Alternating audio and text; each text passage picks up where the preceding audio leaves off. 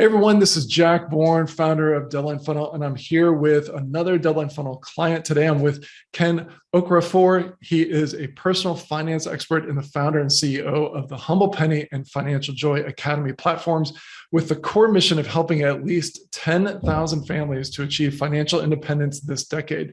Together with his wife, Mary, they also run a popular personal finance YouTube channel, The Humble Penny, with over 50,000 subscribers, and have helped millions of viewers take control of their finances, grow their money, and improve their relationships with money over time.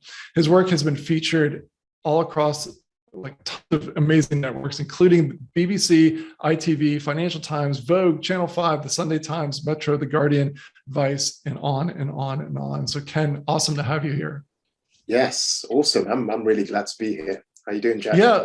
Yeah, I'm doing great. Right before we hit record, I mentioned to you that many moons ago, it seems like another lifetime, I used to work as a financial advisor for Merrill Lynch. I think that your chops and your background are a lot more solid in the financial world, but at least I had a base level education. So I really enjoy going through some of your videos.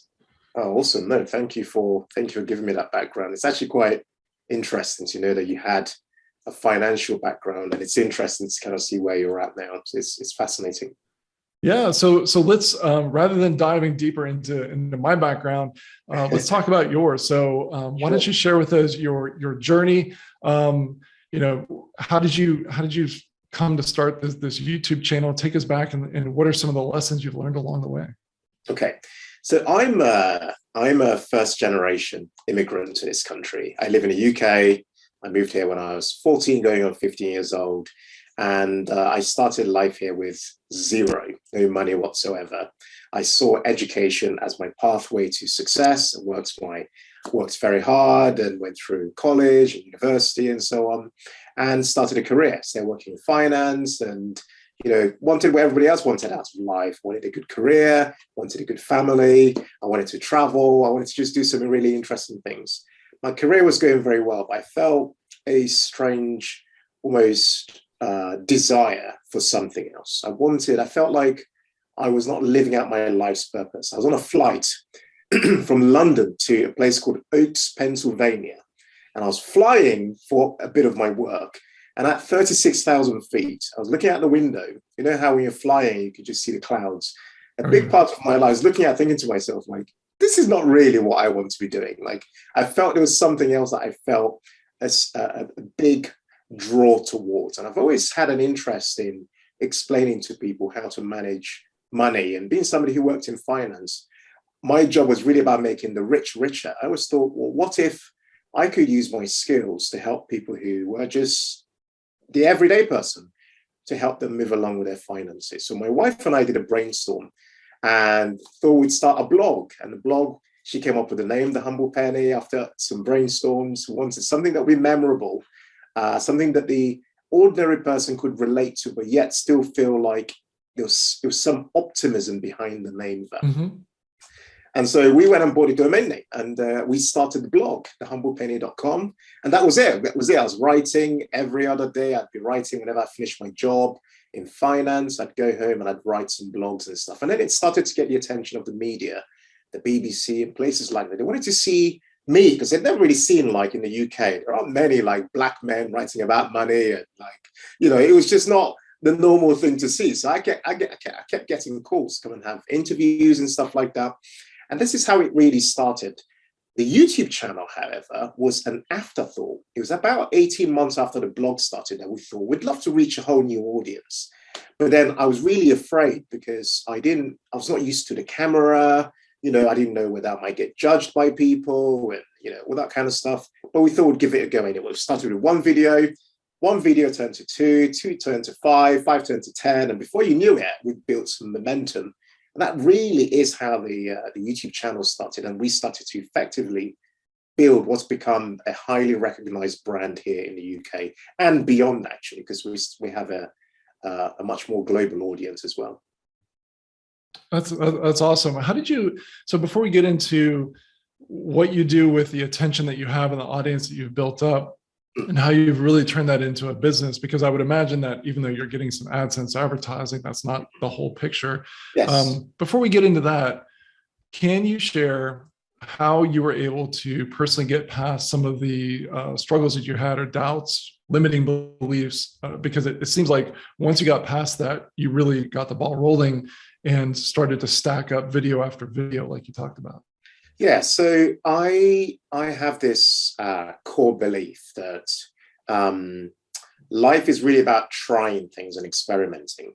When I was at school, I used to really enjoy my chemistry lessons. I just liked the experimental nature to it. And I saw the whole idea of starting this whole money brand as an experiment. And the experiment was this. I believe that with 2 hours per day, anyone from around the world, whether they're in the US or Australia or the UK or wherever, can completely change their lives with just 2 hours per day. So I wanted to test this hypothesis of 2 hours per day. So my idea was, rather than feel scared or have this imposter syndrome, if I committed to 2 hours per day for 3 years, so for me, it was the 3rd of December 2017, all the way to the 3rd of December 2020. This was my period of experimenting. If I commit solidly 2 hours per day for 3 years, I could see this thing become a big success potentially, or just fail. And at least I'd say, well, actually, the experiment did not work. So a big part of what helped me gradually overcome the many doubts I had was really seeing this thing as a core experiment. I'd have some inputs. My inputs were 2 hours per day and desire to kind of see this thing go somewhere. And every week or every month, I'd just assess. I'd go, well, actually, this is not working, or that's working, or how can we attract more audiences? How can we build more trust? How can we start to monetize this thing? How can we hire some team members to help us? So the more we experimented, we being me and my incredible wife, Mary, the more we kind of experimented, the more we saw gradual momentum building up. And it's through that I was then able to quit my job. I used to work, as a chief financial officer, full-time job with a board position and all that stuff. But then I left that because this whole new brand had been created, and we'd found a way for this thing to start to generate some income, like you said, beyond just kind of Google AdSense and that sort of stuff. And this is where, the likes of tools like the likes of Deadline Funnel would eventually come into picture, because we needed to operate in a slightly different way to drive better conversions and almost drive those conversions more consistently in order for it to actually become a business. So let's talk about some of the components that go into that business. Before we do, I just want to mention that bit of advice that you gave about how you looked at it and framed this business startup as an experiment is absolutely fantastic. It's something that I've used myself. And so for anyone out there who's struggling with imposter syndrome or doubts or fears, if you can just reframe everything to just a sense of curiosity and let's just see what happens if I put in the time. Let's just see. Let's just give it a go.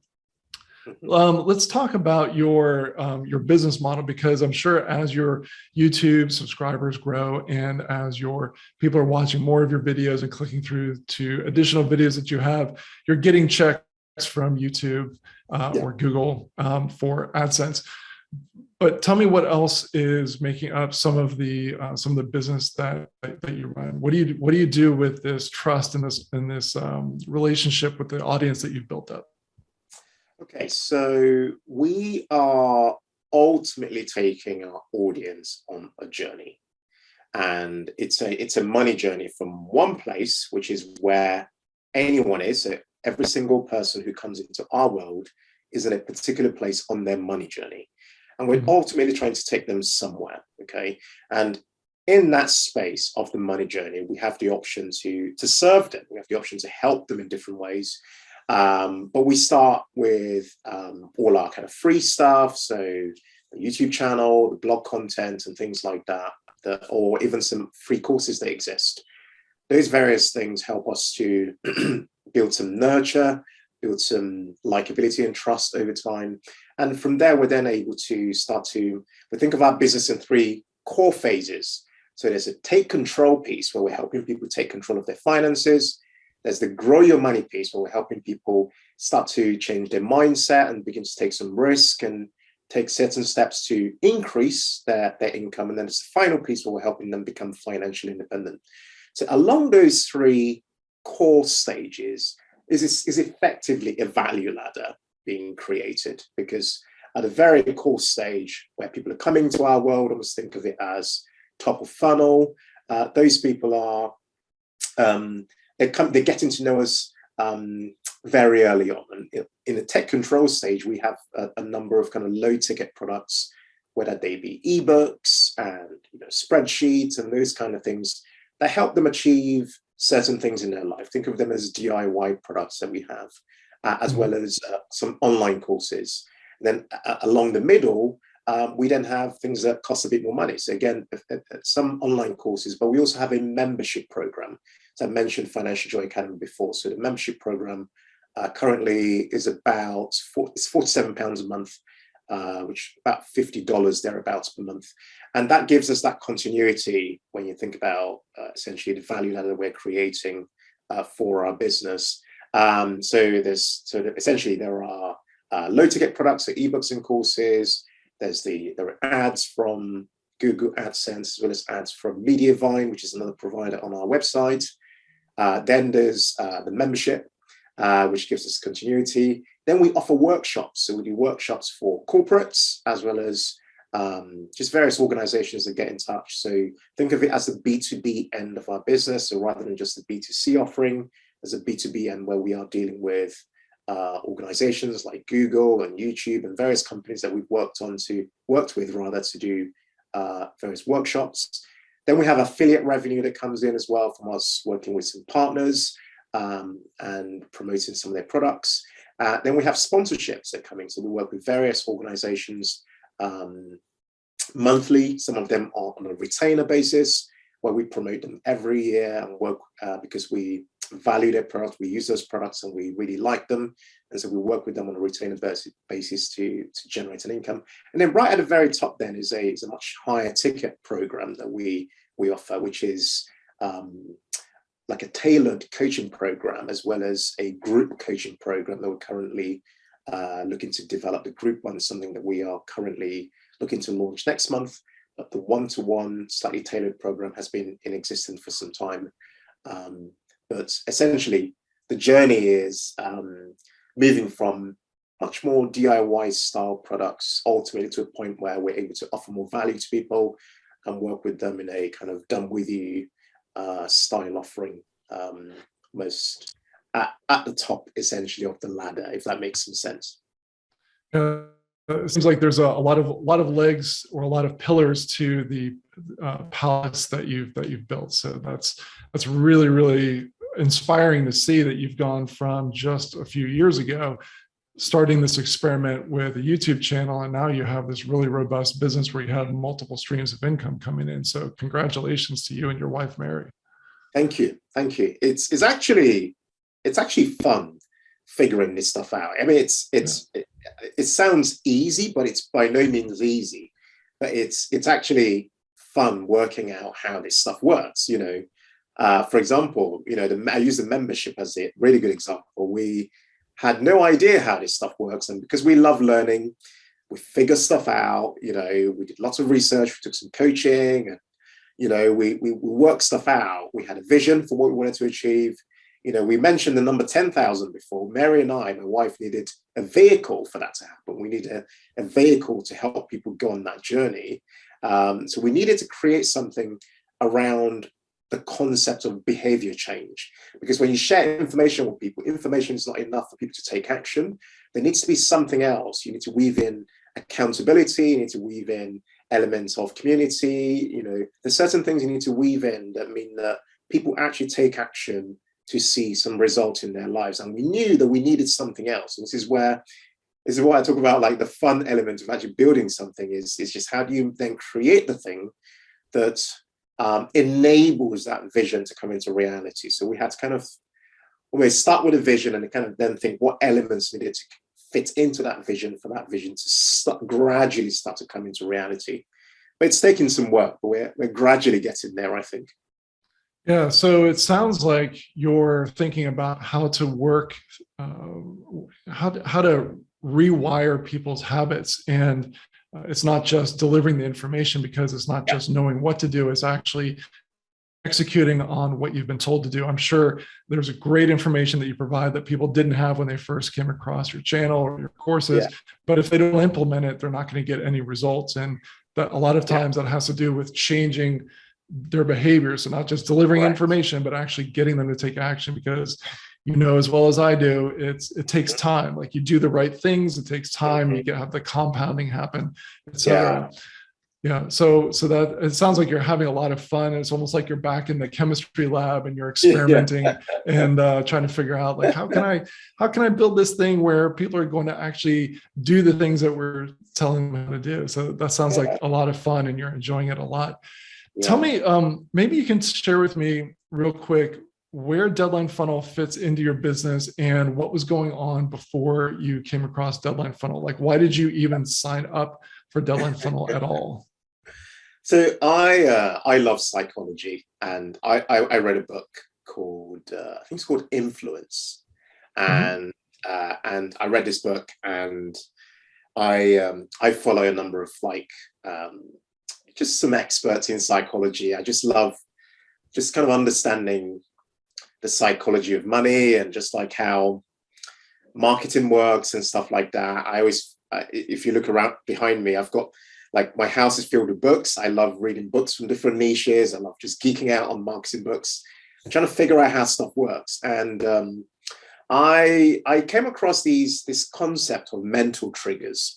So this idea that, you know, before someone's actually able to purchase something from you, there's a bit of a journey that they go through, and there's certain elements that enable that purchase to happen. So it could be some urgency, there could be, you know, anticipation, there could be community, there could be scarcity. These are all different mental triggers. They're essentially almost mini superpowers that people, entrepreneurs could have, but they have to use them responsibly. So I've been trying to figure out for quite a while, like, how do I create a real sense of genuine urgency? Because the type of brand we're creating is one where we do not want to be clickbaity. You know, we really care for the people we're trying to help, you know, but to enable a purchase to happen, to enable people to take certain decisions, I needed something that would truly create a true deadline. Like, you know, that the deadline had to be so real that if it ended, that I couldn't even do anything about it. You know, that's it, it's finished. It's like, I'm sorry, like, you know, it's actually a real deadline. Because previously I used to have these countdowns when I did email campaigns, but they were just countdowns, you know, they just end, but then they did nothing else. So I then listened, I heard someone on a podcast, because I listen to lots of podcasts. So I heard someone mention Deadline Funnel. I was like, oh, what's this thing? And I went and did some more research. And I was like, no way, there's no way this actually works. And I kept trying to find ways to almost break the thing. I was like, there must be a way of gaming it so it doesn't work. I was trying to figure out a way in which it would not work, but I couldn't figure out a way of not making it work. So I thought, you know what? I'm actually just going to invest in this thing and test it myself. You know, I'm going to try it. I'm going to, you know, put it on a product and see what results we get. And this is how, you know, we started out with Deadline Funnel. It's from that curiosity around like creating a real sense of urgency, a true urgency, and personalizing that urgency. That was the other thing, because remember, every person who comes into our world is on a very individual and custom journey. And so we needed a way of really speaking to those people in their own almost sphere in their own universe, such that we were not speaking to everybody, but we were speaking to that specific person for their specific situations. I needed a tool that helped me to personalize the experience somewhat. And one element of that personalization was through personalized deadlines. And this is kind of how I came across Deadline Funnel. Fantastic. So do you use this primarily for your online courses that are self-paced? Do you use it for coaching, for both? What part of this vast catalog of resources do you use Deadline Funnel?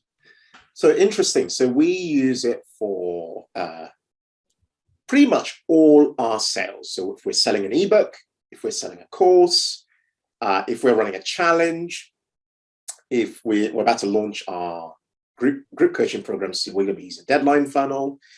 We use it for can't think of a product we've got that doesn't have deadline funnel on it. If we're making a new offer, we use deadline funnel. So we find that it's highly effective to stack the mental triggers. So not only are you, so one, I mean, it's going to sound really geeky, but one thing I find really interesting is having a genuine deadline, but actually psychologically is when it's that feeling of loss aversion, when someone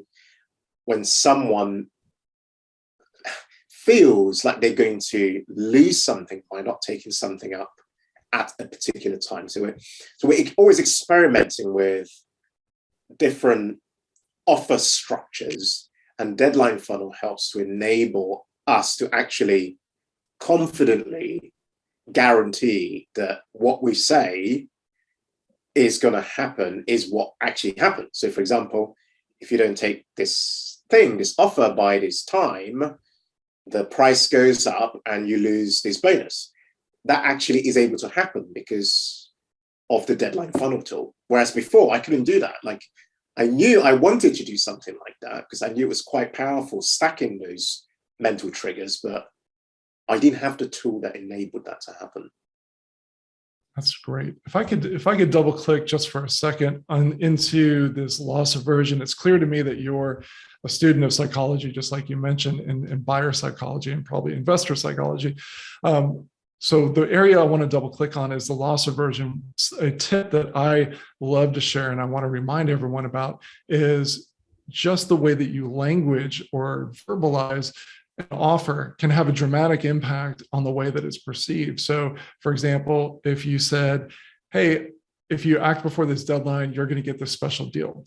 That might feel like loss aversion, but there's another way to verbalize this where, and you kind of talked about this a little bit, but I really want to underscore this, is that you can say, look, right now you have in your hands the opportunity to forever change your financial future and your lifestyle, change your habits, and really go on a journey that's going to take you to a better place. And you've got this bonus and this bonus. You've got the extra help from us, the extra onboarding call, and the extra discount that are in your hands right now. However, that's going to be taken away if you procrastinate. We don't want you to procrastinate. We don't want you to miss the deadline. If you do, you're going to miss out on all of those things that I just talked about. So just by verbalizing the offer in terms of here's what you have in your hands right now, and the opportunity is in your hands right now, and these bonuses are in your hands right now. But if you procrastinate and delay and put off the decision, they're going to be taken away from you. Don't let that happen. That is another way to verbalize that loss aversion. So I just wanted to point that out. But it sounds like you're doing that already. That's fantastic. Yeah, no, so that's fascinating because that's actually exactly what we're doing. And I find that it really does increase the conversion. It really, really does. I mean, I'll give you a really good example. I mean, we launched a low ticket product. I mean, I use this as a small case study. I can read you the stats. So we launched a small ebook to achieve a particular outcome. And that ebook, we had 768 checkout views for that product. And from that product alone, we had 348 orders. That's a conversion rate of 45.3%. I'm just looking at the stats right now. I took a screenshot of it. And I can tell you that the biggest driver for why we had that conversion rate was the fact that we used a deadline funnel tool. Because we had built, because again, back to the psychology and back to where the tool really fits in, is we'd built anticipation as a mental trigger. We had built, we built some built-in scarcity, again, stacking that mental trigger. And then finally, the almost the third most effective, one of the most effective mental triggers then being the urgency that's connected to that this tool provides, to which then there was the loss aversion element factored in, because some of what we offered with that for that ebook, which was only £29, was, like 3 months of, like email 3 months of email support and stuff like that. To which was actually a really valuable thing. It's actually a really valuable bonus for people to have, and people would then lose that bonus if they didn't take that up. Yeah. So I believe very strongly that, in fact, I know, not that I believe, I know that had we not had that tool, we would in no way have achieved that high level of conversion. So yeah. Thank you for sharing those numbers. One more thing that I want to mention, since we're talking about psychology and persuasion, Deadline Funnel, you may already know this, you might already be using it, but I want to make sure that you and everyone watching this knows Deadline Funnel has the ability to add social proof of real-time purchases and real-time opt-ins as they're happening. And so that's yet another way to really reduce the anxiety for someone who's thinking about making a purchase. So definitely want to make sure that everyone knows about that. So Ken, this has been just absolutely fascinating. Thank you so much for sharing your story of your journey. I feel like you and I have some things in common with the financial background. Like I mentioned, you've got way more experience in that area than I do. I'll let you continue with providing the financial advice. No financial advice for me. But where can people go and find you? I know you've already mentioned it a few times, but why don't you remind us where we can go to find out more about your great products and services? Oh, awesome. So you can find us at The Humble Penny. So the @ The Humble Penny on all the socials. So on Instagram, we particularly love Instagram. We just have a bit of fun on Instagram. But you can find us on YouTube. Just search The Humble Penny on YouTube, or head over to our website, to our blog at thehumblepenny.com. I run it with my wife, and it's a great space if you wanted to kind of check out some of our content on there. Alternatively, please feel free to check out financialjoyacademy.com, which is our other sister brand. Awesome. Fantastic. Well, thank you so much for joining me today, and thanks for sharing your story. Awesome. Thank you, Jack. Really appreciate it.